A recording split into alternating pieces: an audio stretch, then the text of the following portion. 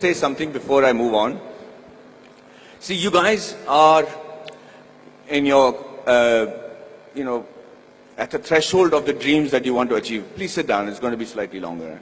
And you guys are going to actually determine how the environment around you is going to progress along with you. You must know that at no point in your life is something impossible. At no point. You could be in a place, you could be born and brought up in a place like Bihar, like I have done, and be a big enough star to come and talk to people in Coimbatore as a star. Or you could be in the industry like the Tamil and Telugu industry and be known as the most exciting director. Rajamouli suddenly decides that he can make a film which is, if not better, but at par with Hollywood. And he does that staying in India.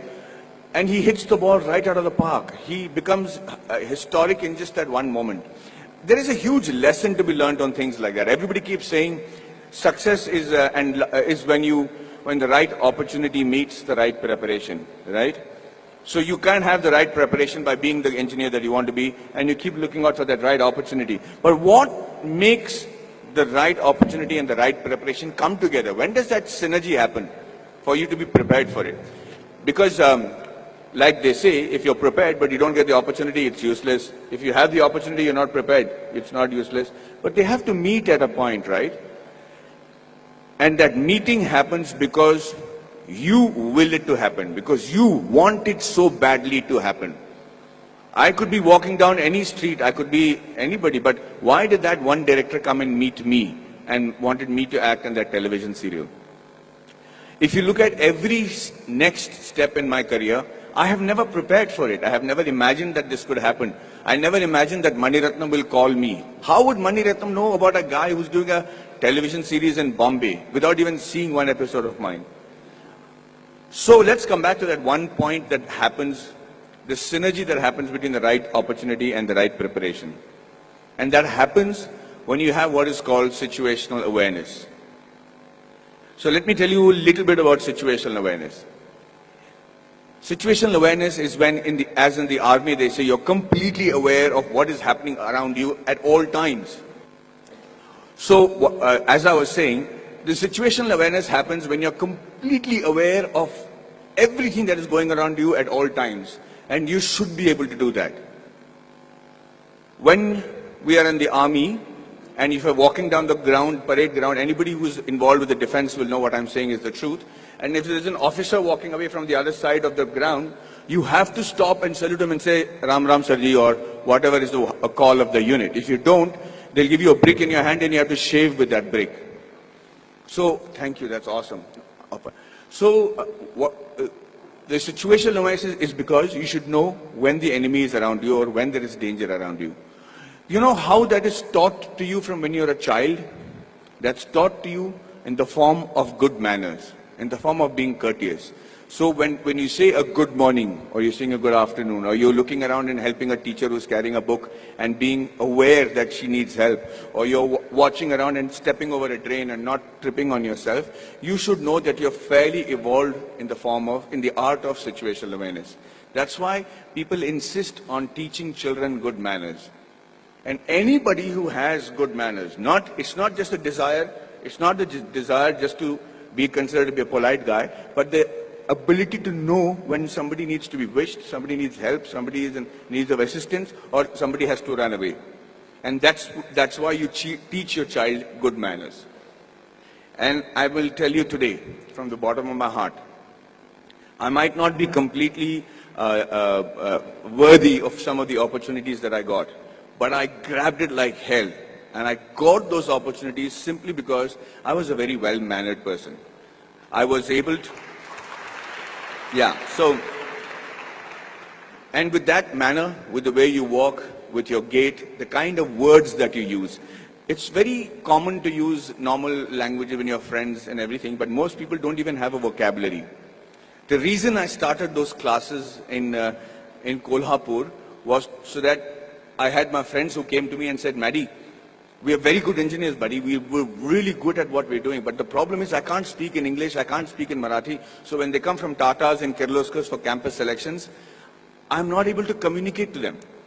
They don't even observe a Kolhapuri boy wearing a terracotta pant and a shirt and wearing chappals and don't even consider that he could be a good engineer. So when I said the fault lies with you guys, he says, you have to break the clutter. Nobody's going to come and say, hey, you know what, maybe you're a good engineer, let me give you a shot. You have to be noticed in that very first instant. And for two reasons. One is that either you should know what is a good profession for you. If you're not able to make an impression, then quickly change it.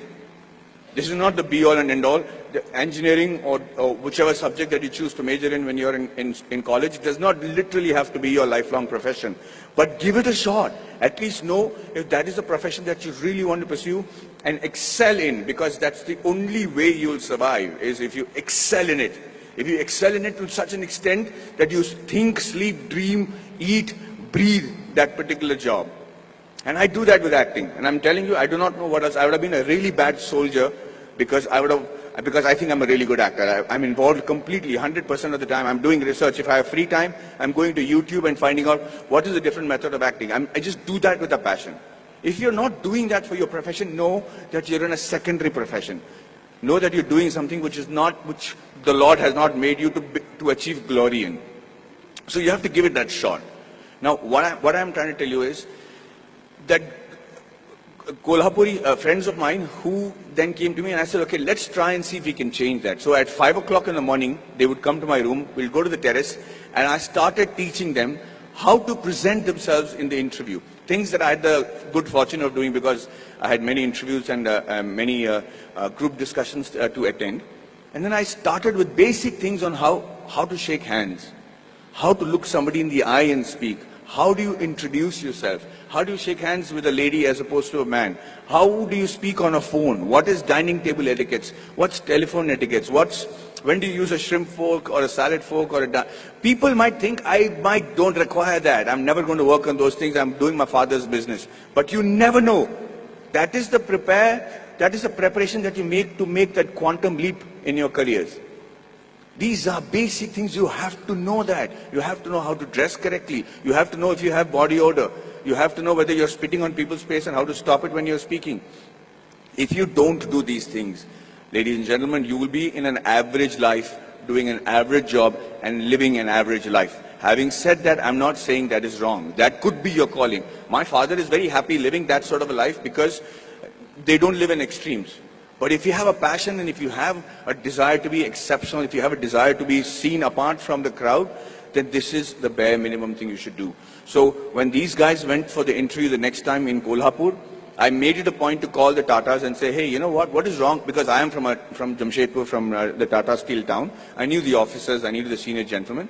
I said, sir, you know, these friends of mine are extraordinary engineers. The mere reason why you're not taking them is because they don't know how to present themselves in English.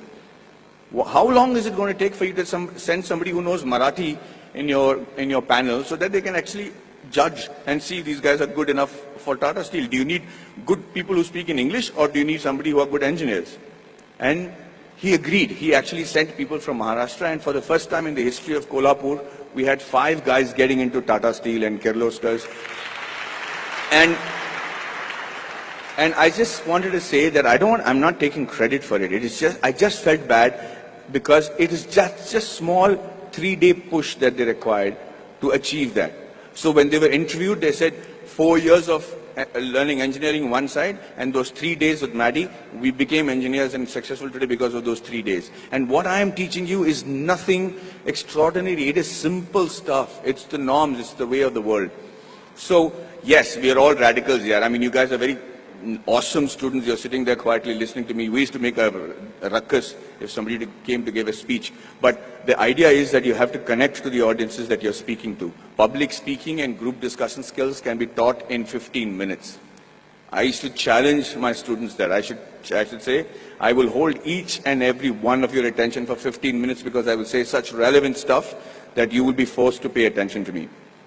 And that's how you make an impression. That's how you break the clutter. That's how you get seen in this world, and that's how you can achieve glory.